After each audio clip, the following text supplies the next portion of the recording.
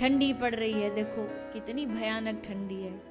कहीं कोई पशु आपको ऐसा दिख रहा है पड़ा है सड़क पर, कहीं कोई गाय दिख रही है ठिठुरती, आपको सामर्थ्य दिया है भगवान ने अगर, और ऐसा तो नहीं कि नहीं दिया है, अगर हम अपने लिए एक, माफ करना पर एक महीने में हजारों रुपया की हम चाय पी जाते हैं, और किसी को नशा की आदत हो तो एक दिन में कितने सैकड़ों रुपया की वो फूक फूक करके, जो शरीर भी फूकता है और पैसा भी फूकता है।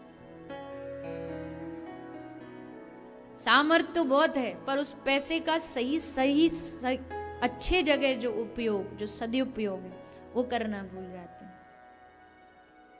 कहीं आपको लगता है कि थोड़ा कहीं ऐसा आप कर सकते हैं। दिल्ली में देखो कितने सारे झुग्गी के बस्ती के बच्चे हैं, छोटे छोटे बच्चे जब आते हैं सड़कों पर मांगने।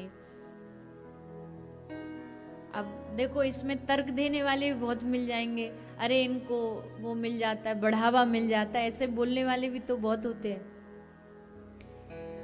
ये सब ढोंग करते हैं, फिर जाके नशा कर लेते हैं उस पैसे का। मुझे भी मालूम है, सब जो सड़क पे खड़े होके मांग रहे हैं वो हर आदमी अच्छा उपयोग करे ऐसा जरूरी नहीं।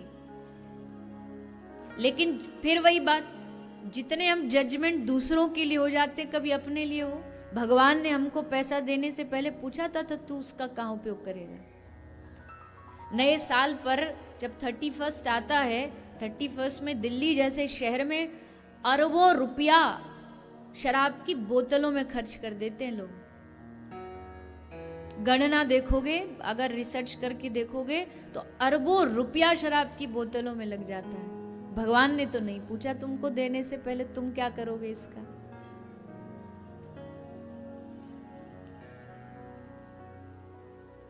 तो करे ना करे वो उसके कर्म में, उसके साथ आप अपने कर्म मत छोड़िए। आप कोई ठंड का कोई वस्तु उनको प्रदान करके देखिए, इससे आपकी स्वतः की, ऐसा नहीं कि आप करते नहीं, जरूर करते होंगे। जो व्यक्ति के हृदय में दया वही कथा में आके बैठता नहीं, अन्यथा दुनिया में कहाँ किसको मतलब है कथा सत्संग से। आप करते होंगे लेकिन और प्रयास करिए। ये दुनिया की सुंदरता इसी में, जब यहाँ सब लोग एक दूसरे के सहयोगी बनेंगे, एक दूसरे का साथ देने वाला बनेंगे, वही कर्म है।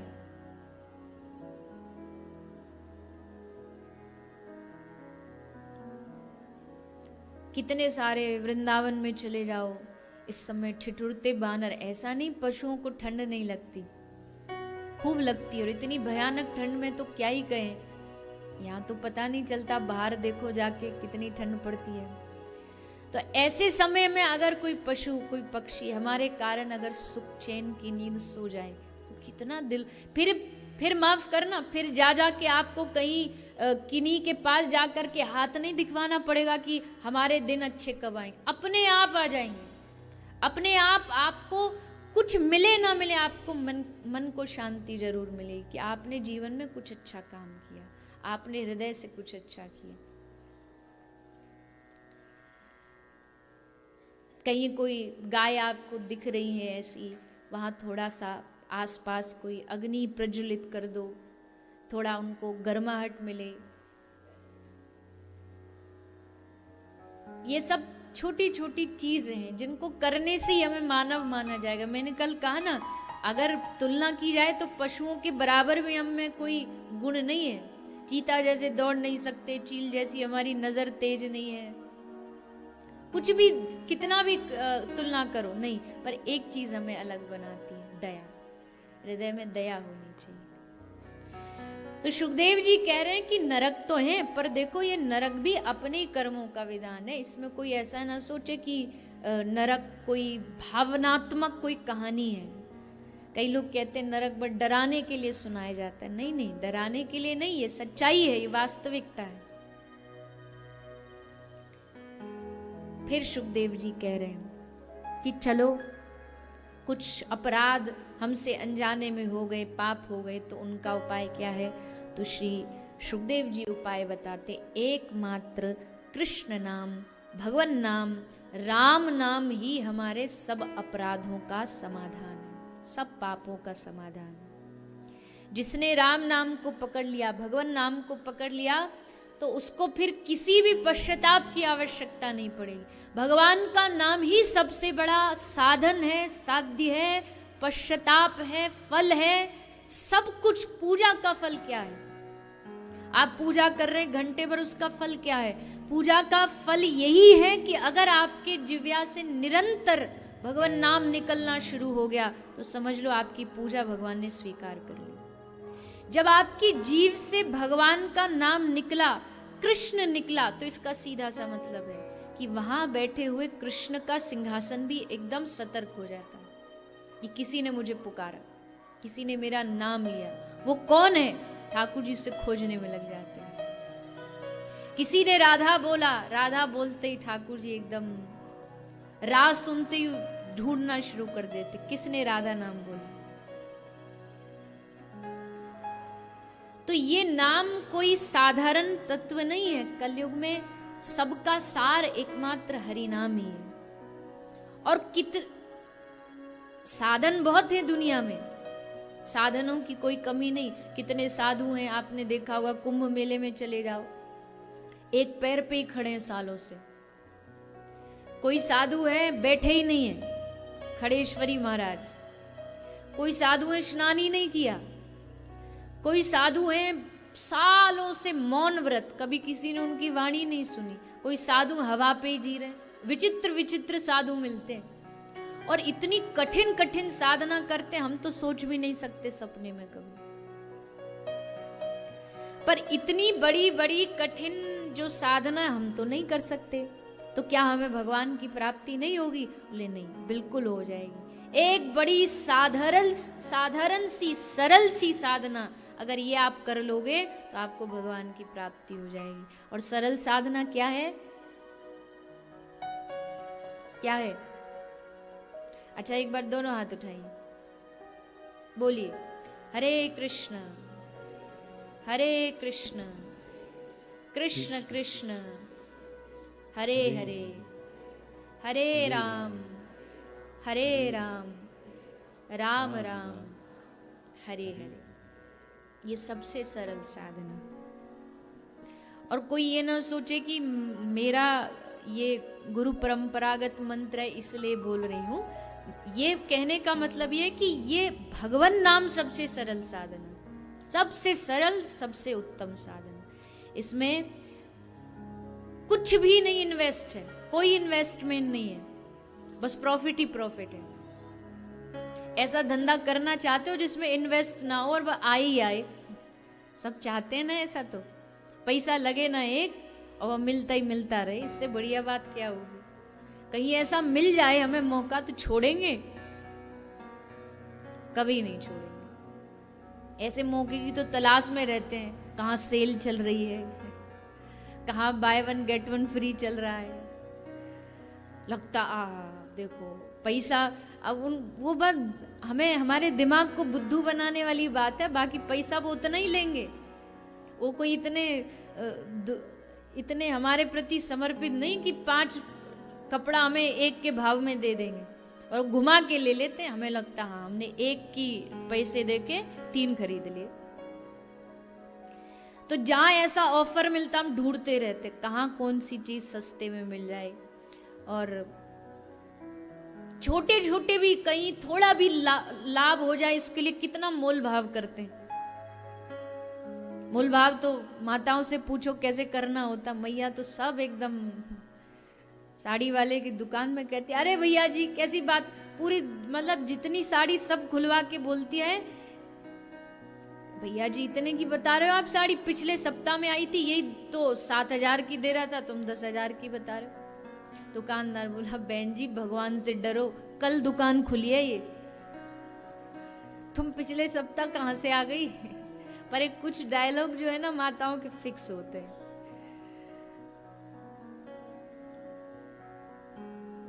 तो कहने का मतलब छोटा सा छोटा भी कहीं लाभ हो जाए तो हम छोड़ते नहीं ना, कोशिश करते हैं यहां लाभ हो जाए। तो यहां तो इतना बड़ा लाभ हमें भगवान का नाम दे रहा है कि एक भी पैसा नहीं लगना और बस प्राप्ति प्राप्ति लेना ही लेना है। चलो ठीक है, मान लिया पैसा नहीं लग रहा, समय तो लग रहा होगा। समय क्या कम कीमती होता है? टाइम इज मनी, कहावत है ना, टाइम ही हमारा पैसा है, टाइम ही हमारा धन है। तो समय तो लग रहा होगा। बोले कतई नहीं, समय भी नहीं लग रहा। भगवान का नाम लेने में समय नहीं लगता है। जब जिस चीज से हमारी रुचि हो जाती है, जब जिस काम को करने में हमारा मन लग जाता है, जिस काम में हमारा इंटरेस्ट लग जाता है, फिर उसमें समय देना नहीं पड़ता है, अपने आप हम खोज लेते हैं। अच्छा, आज से कई साल पहले साइंस ने ये घोषणा की कि हम टेक्नोलॉजी को धीरे धीरे, मतलब टेक्नोलॉजी बढ़ाएंगे, विकास होगा, विकास होके हम ऐसा कर देंगे कि लोगों के पास टाइम ही टाइम होगा। हम आदमी के लिए इतनी सारी फैसिलिटीज दे देंगे कि आदमी के पास बहुत समय होगा। जैसे पहली फैसिलिटी क्या हो गई, दिल्ली से किसी को कलकत्ता जाना हो तो कितना समय लगेगा, बैलगाड़ी में या पैदल। तो साइंस ने हमें गाड़ी दे दी, कार दे दी, कार से जाओ। फिर और विकास हुआ, कार से बढ़ के ट्रेन दे दी, फिर और विकास हुआ, फिर हमको हवाई जहाज दे दिया कि घंटा भर में आप वहां से वहां पहुंच जाओ। अब जहां 1 महीना लगना था आपको पहुंचने में, 1 घंटे में पहुंच गए। तो आपका कितना, 1 महीने के कितने घंटे के समय बच गए। साइंस के हिसाब से इसने समय बचा दिया। फिर बारी आई घर में कामकाज की। पहले मैया बेचारी दिन रात तो चक्की पीस पीस करके सुबह 4 बजे उठ जाती, हाथ से चक्की पीसती। आजकल बढ़िया बाजार में पिसा पिसा आटा, वो समय बच गया। आपको कपड़ा धोना, कपड़े धोने में मैया कितना जद्दोजहद करती, सो वो भी कम हो गया। अब तो वॉशिंग मशीन में धो, उसी में सुखाओ और आपको सूख करके मिल जाएंगे, वो समय बच गया। और एडवांस हुए बर्तन धोना, उसकी भी मशीन आ गई, वहां भी समय बच गया। पर अब ये बताओ, ये जितना समय बचा था, ये जो जितना समय बचा था, जो साइंस ने हमें दिया, विज्ञान ने बचा के दिया, वो फिर गया कहाँ? क्योंकि आज भी अगर मैं किसी से कहूं कि चलो वृंदावन चलते, आज भी कहूं चलो कथा सुनने चलते, तो पहला बहाना उसका यही होगा, टाइम नहीं है। तो वो जो इतना समय बच गया, वो गया कहाँ? समय तो उतना ही है, 24 घंटे पहले थे, 24 घंटे आज हैं। कहाँ गया वो समय? उस समय को बचा करके हमने दूसरी जगह पर लगा दिया, और उन जगहों पर ज्यादा लगा दिया जहां पर नहीं लगाना चाहिए था, और जहां लगाना चाहिए था थोड़ा बहुत समय, वहां से उसको बिल्कुल काट दिया एकदम। वहां पर हमारे पास भजन के लिए, भक्ति के लिए, चिंतन के लिए, सत्संग के लिए समय नहीं बचा। तो बात सारी ये लंबी चौड़ी गाथा सुनाने की बस इतनी सी है कि कमी समय की नहीं है, हमारे पास समय बहुत है। अच्छा चलो एक बात बताओ, बीच में 2 साल लॉकडाउन लगा, समय था कि नहीं था? घर पे था ना? कितनी माला की? 100-200 तो कर ही लेते होगे, नहीं 100 नहीं, 50 भी नहीं, 25।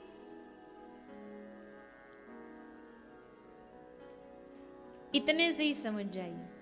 मैं बस एक ही बात समझ लीजिए कि जिस व्यक्ति ने, माफ करना मुझे ये कोई अच्छी भी ना लगे बात, कोई मेरी बात से सहमत भी ना हो, पर जिसने लॉकडाउन में सबसे ज्यादा हल्ला मचाया हो कि ये कब खुलेगा कब खुलेगा, परेशान हो गए घर में पड़े पड़े, अब तो कहीं जाना, समझ लो इस व्यक्ति को समय का सही सदुपयोग करना नहीं है। जब समय नहीं था तब हल्ला मचाते थे समय मिल जाए, समय मिल जाए, और जब समय मिला तब हल्ला मचाते थे कब खत्म हो, कब खत्म हो। चाहिए क्या? भगवान भी बेचारे कंफ्यूज है कि तुझे दूं तो दूं क्या, जब जो वस्तु तुझे देता हूं उसी से तुझे कंप्लेन हो जाती है। लेकिन असल बात यह है कि जब आपके पास समय होता है उस समय को आप पढ़िए। कितने हम भारत में जन्म लेके कितने भाग्यशाली हैं हम कि हमारे महापुरुषों ने इतने अद्भुत अद्भुत शास्त्र, पुराण आदि आदि सुंदर सुंदर ग्रंथ दिए हैं। उनका पाठ करिए, उनको पढ़िए। पढ़ने में रुचि नहीं है तो सुनिए, श्रवण करिए। श्रवण करके सत्संग को अपने हृदय में बैठाइए। और सबसे बड़ी बात जिससे चर्चा शुरू हुई कि हरि नाम का जाप करिए। कभी भी, कहीं भी, कैसे भी, किसी भी समय आपको जब आपकी बुद्धि में एकदम याद आ जाए कि हाँ नाम जप करना है, वहीं शुरू हो जाइए। अभी याद आ रहा है, अभी शुरू हो जाइए। कान ही तो कर रहे हैं आपके काम, जीभ तो खाली आराम से बैठी है ना। तो इस बैठी जीभ को थोड़ा सा मन ही मन में बोलते रहिए, हरे कृष्ण कृष्ण कृष्ण हरे हरे, हरे राम राम राम हरे। कान से सुनते रहिए, जिह्वा से बोलते रहिए। एक पंथ दो काज।